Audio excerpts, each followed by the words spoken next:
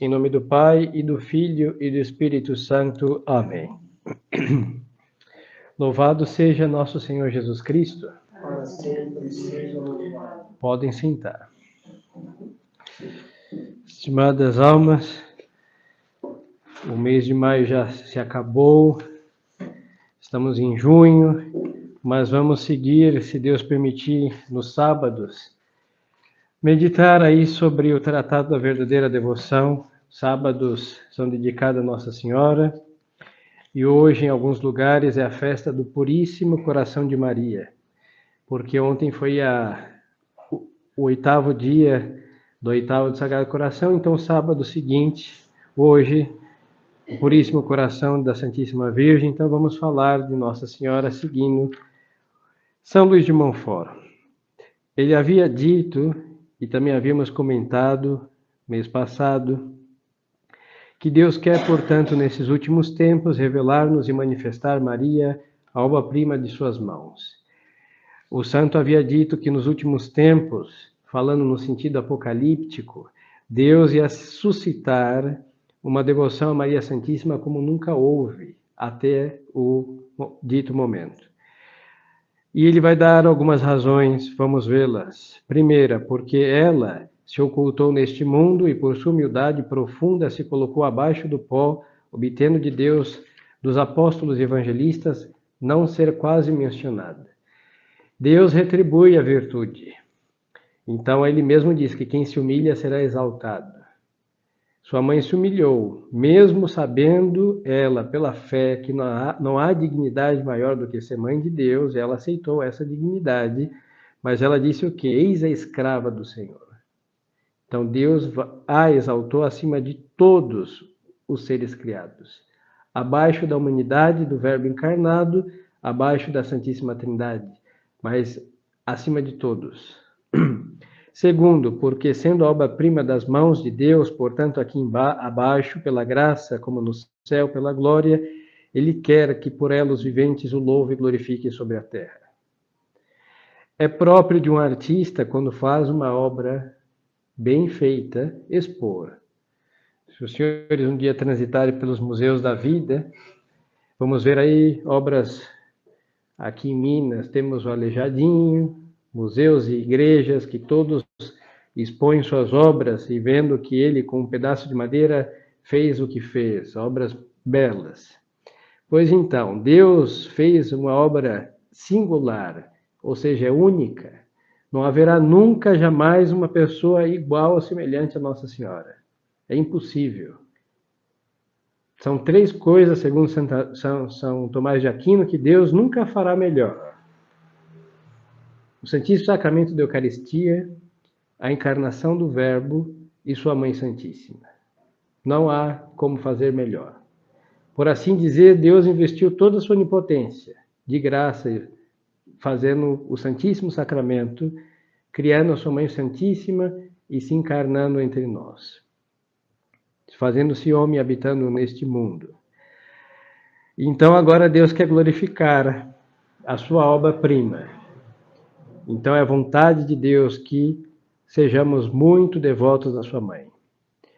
E aqui o santo vai dar uma terceira razão, visto ela ser a aurora que precede e anuncia o sol da justiça, Jesus Cristo, deve ser conhecida e notada para que Jesus Cristo seja. Havíamos visto isto. A aurora é aquele resplendor de luz que precede o nascer do sol. Então Nossa Senhora veio anunciar o sol nascente, Nosso Senhor, então ela merece uma glória singular. Nós veneramos, a Igreja venera profundamente São João Batista, porque apontou o Cordeiro de Deus. Agora, Nossa Senhora é maior do que São João Batista, porque ela é mãe desse Cordeiro de Deus. Nós veneramos os apóstolos que falaram do Verbo encarnado, da sua paixão, da sua obra, de tudo que ele fez, preparando assim os homens para a sua vinda. E Nossa Senhora é maior que todos os apóstolos. Por isso nós chamamos Rainha dos Apóstolos, Rainha dos Profetas. Nós honramos os mártires que pela confissão inabalável da fé deram a vida por Nosso Senhor. Nossa Senhora é maior que todos eles, chamada que Rainha dos Mártires. Nós veneramos os anjos do céu, que ficaram fiéis às promessas do bom Deus e não caíram arrastados pela soberba de Lúcifer. E Nossa Senhora é a maior que todos os anjos, é a rainha dos anjos. E Deus assim o quis, que sua mãe, de fato, tivesse uma soberania sobre todos os seres visíveis e invisíveis. Inclusive o inferno tem que reconhecer que a Santíssima Virgem é rainha dos anjos. Por isso Nossa Senhora é a grande exorcista. Por ela ter se humilhado abaixo de todos os seres, o diabo não se conformou, porque ele se engrandeceu sem glória, e ela tinha glória para se engrandecer e ela se humilhou. Por isso Nossa Senhora também tem que ser reconhecida nos infernos como Senhora de toda a criação. E ele reconhece isso, hein? Assim que o protestante, o evangélico, como os senhores quiserem chamar essa gente herege, se torna pior do que Satanás. Satanás não tem audácia de pronunciar este santíssimo nome, Maria. Nunca pronuncia. Nos exorcismos, ele sempre diz ela, a Senhora e qualquer outro nome, menos este nome santíssimo. Porque ele não pode, com seus, entre aspas, lábios, em todo caso com a sua voz impura, pronunciar o nome desta criatura. E é criatura, hein? Criatura. Porque ela sempre saiu vencedora, sempre triunfou sobre o mal. Então Deus quer ver assim sua mãe triunfante. Quarta razão, pois que a via pela qual Jesus Cristo nos veio a primeira vez, ela o será ainda na segunda vinda, embora de modo diferente. Então nós temos Jesus Cristo, nosso Senhor, hein? Nós temos o Verbo encarnado, nós temos a Santíssima Eucaristia, porque Nossa Senhora deu para a segunda pessoa da Santíssima Trindade a natureza humana. É verdade que no Santíssimo Sacramento da Eucaristia nós adoramos a Jesus Cristo. Aquela carne, aquele sangue que ele tomou para si no útero de sua mãe é dele. Está unida à pessoa divina. Ninguém se aproxima do Santíssimo Sacramento da Eucaristia para adorar Maria Santíssima, hein? Pelo amor de Deus. Ela não é digna de adoração porque ela não é Deus, mas ela é digna de uma veneração acima de todos os santos. Então, o nosso Senhor veio a nós por ela. E a segunda vinda triunfante que nós esperamos, dizemos no credo, donde há de vir a julgar os vivos e os mortos. Nós esperamos essa vinda. Que só Deus sabe quando será. Quanto antes, melhor para nós, porque este mundo está terrível. E Nossa Senhora vai preparar as almas para essa segunda vinda. Por isso vai suscitar, disse o santo, e repito aqui, Deus suscitará nos últimos tempos uma devoção como jamais houve para Nossa Senhora. Uma devoção em que as almas devotas de Maria Santíssima estarão bem preparadas por ela para receber Nosso Senhor como juiz, que há de julgar vivos e mortos e acabar por todo sempre com as ações das trevas sobre os homens e sobre este mundo. Quinta razão que o santo nos dá, pois que é o meio seguro e o caminho reto e imaculado para se ir a Jesus Cristo e encontrá-lo plenamente, e é por ela que as almas chamadas a brilhar em santidade devem encontrá-lo. Aí diz aqui o sagrado livro do Provérbios, e o santo vai aplicar a Nossa Senhora. Quem encontrar a Maria encontrará a vida. O livro diz, quem me encontrar, encontrará a vida. O santo livro. Então, Jesus Cristo, que é o caminho, a verdade e a vida, João capítulo 14, versículo 6. Mas não pode encontrar Maria quem não a procura, não pode buscá-la quem não a conhece, e ninguém procura nem deseja o que não conhece. É preciso, de São Luís, portanto, que Maria seja mais do que nunca conhecida para maior conhecimento e maior glória da Santíssima Trindade. E o santo escreveu isso em 1700 e alguma coisa, hein? Naquele tempo não existia modernismo, não existia ainda. Não existia, os protestantes não já tinham uma certa força, mas não como nós vemos hoje. Os países ainda tinham como a união com a igreja e o Estado, assim que em alguns reinos ainda reinava Cristo, em alguns países daquele então, Mas o santo está dizendo aqui que Nossa Senhora nunca foi conhecida como deveria ter sido. Então Deus, nos últimos tempos, não vai deixar que a negligência dos católicos siga vigente.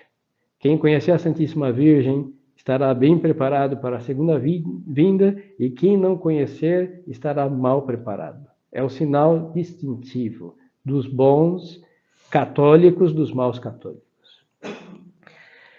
E aí o santo segue dizendo: nesses últimos tempos, Maria deve brilhar como jamais brilhou em misericórdia, em força e graça. Em misericórdia para reconduzir e receber amorosamente os pobres pecadores e desviados que se converterão e voltarão ao seio da Igreja Católica. E em força contra os inimigos de Deus, os idólatras, cismáticos, maometanos, judeus e ímpios, empedernidos, que se revoltaram terrivelmente para seduzir e fazer cair com promessas e ameaças todos os que lhes foram contrários. Deve, enfim, resplandecer em graça para animar e sustentar os valentes soldados e fiéis de Jesus Cristo, que pugnarão por seus interesses. E nós vemos isso sem querer ser, mas é inevitável não ser, de certo modo, apocalíptico. Nos últimos 200 anos, nós vemos Nossa Senhora aparecer, e me refiro a aparições sadias, aprovadas pela Igreja, inúmeras aparições. Só na França, sem muito se deslocar, nós temos a Medalha Milagrosa, Nossa Senhora das Graças, 1830, um pouquinho ali Nossa Senhora de La Salette, um pouquinho também ali de distância, é um país pequeno em comparação com outros, vemos Nossa Senhora em Lourdes, e outras aparições no mesmo país, em que Nossa Senhora apela o quê? A conversão. Lourdes pediu conversão, penitência. Nossa Senhora das Graças aí protege contra, mostra aí a Imaculada Conceição, não? Também Nossa Senhora em Lourdes, eu sou Imaculada Conceição, e vai atraindo para os seus santuários pessoas que estão interessadas em curar corpo, doenças, mas saem com as almas curadas. Lourdes cura muitos corpos, é verdade, doenças físicas, mas também converte muitas almas. Porque são milagres que a ciência humana não tem explicação. Então, quantos ateus, vendo milagres em Lourdes, se converteram? Muitíssimos. E segue se convertendo. É porque a imprensa, esses meios, não mostram, não é do interesse deles mostrar isso. E nós, lesados, não procuramos saber. Pensamos que Deus está de férias e os santos aposentados, e nunca isso acontecerá. Deus não se cansa. E os santos do céu não deixam de interceder por nós. E a Santíssima Virgem nunca deixará de ser nossa mãe. Então, do céu, segue trabalhando por nossa salvação. E sem longe, hein, que nos toca a Aparecida, um dia quando os senhores caminharem, estão aqui nesse percurso do caminho da fé, e conversar com uma dessas pessoas com cajado na mão, um milagre, no mínimo um milagre elas têm para contar, porque alcançaram. Outros estão esperando um e alcançarão com fé em Deus e em sua Mãe Santíssima. E nós vemos então esta intensa investida do céu em fazer baixar de lá a Santíssima Virgem para suscitar almas devotas. E muito devotas. O terço, que é Nosso Senhor, bom, ele nos acompanha o rosário há muitos séculos, mas do jeito que o conhecemos, São Domingos de Gusmão e outros santos que difundiram. Aí nós pensamos que antes do concílio todo mundo rezava o terço. Isso não é verdade. Nos tempos modernos, graças à aparição em Fátima, Portugal, o terço foi novamente rezado com uma devoção que talvez não tinha nos velhos tempos. Não havia. Nós vemos mais terços hoje, de pessoas que rezam terço, do que nos velhos tempos.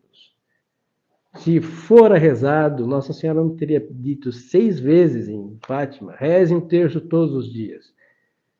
Se todos rezassem todos os dias, debalde seria esta insistência, e Nossa Senhora não faz nada em vão. Então vemos que não se rezava, e a partir de Fátima, quantas pessoas descobriram o coração imaculado de Maria via o Santo Rosário? Muitas. Então nós vemos Nossa Senhora aí quer por suas imagens milagrosas, aparições verdadeiras, devoções antigas insistidas, escapulário, rosário, se converterem.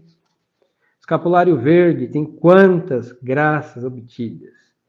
Eu poderia passar um dia aqui só relatando as que vi, e não vi todas, hein?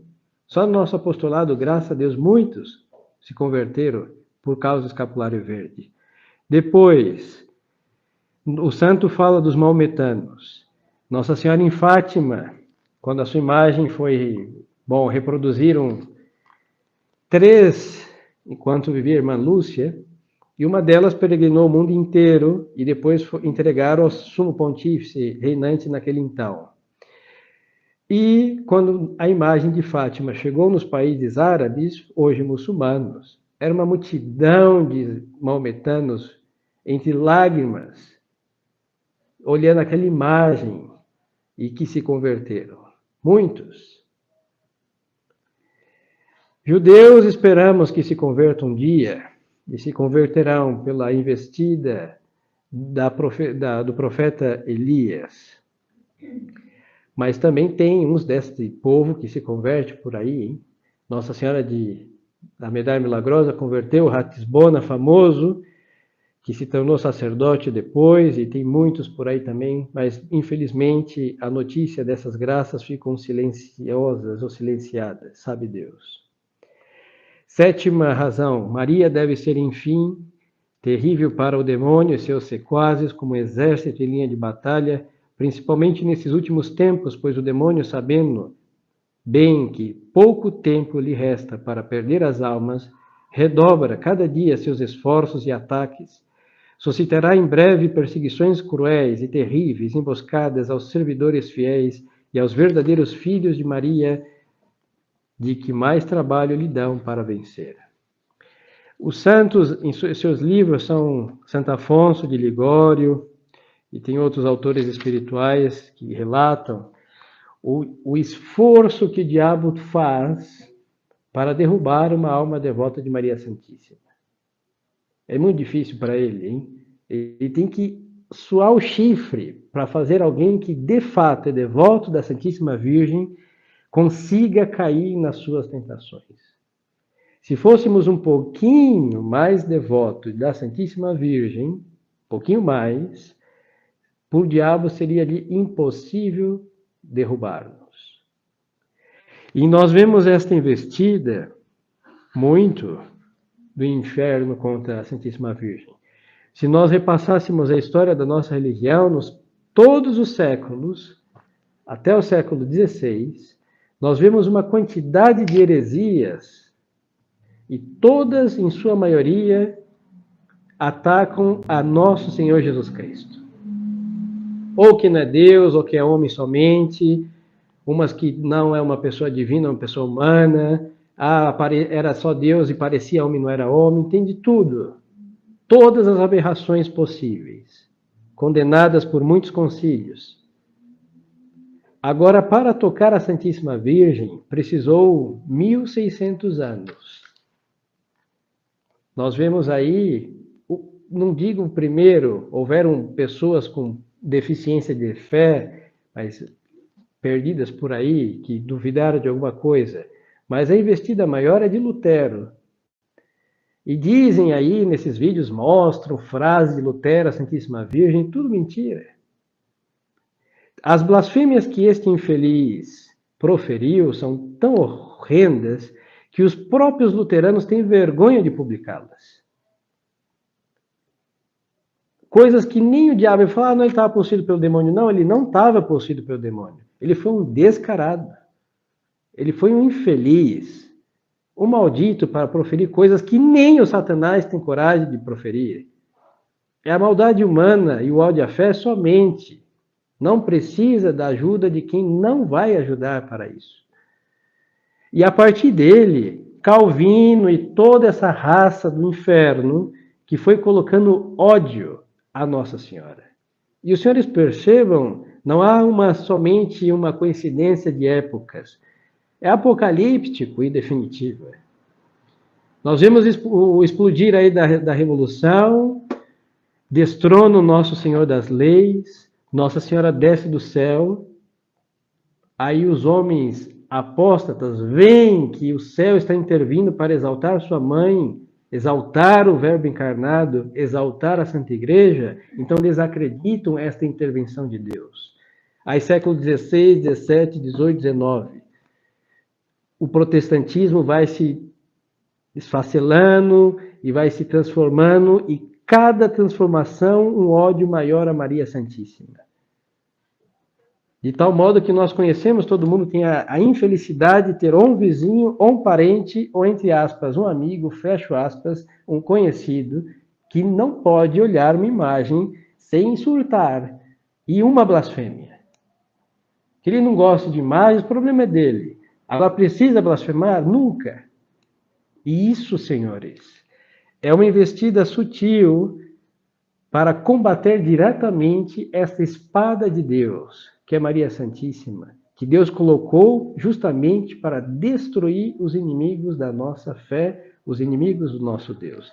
E São Luís vai começar a dizer, veremos em outra ocasião, este combate que Deus veio, por via da Santíssima Virgem, travar contra o infeliz espírito. Aí nisso está diabo, luterano, maometano, hebreu e todas as diabruras possíveis. Porque a Santíssima Virgem é católica apostólica romana. Então, exaltá-la também, de modo ou outro, vamos ter que reconhecer a glória da nossa fé, porque a Nossa Senhora faz parte da igreja. Então, senhores, de que nos servem essas palavras? De muita valia. A parte que nos toca é que, às vezes, pensamos, e é um ledo engano pensar, pior ainda crer, que nós somos devotos de Maria porque nós queremos. Lamento lhes dizer, isso é uma falácia.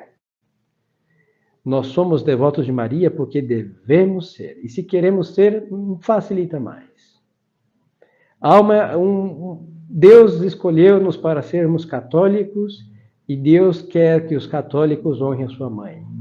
Não há como desassociar isso da nossa religião.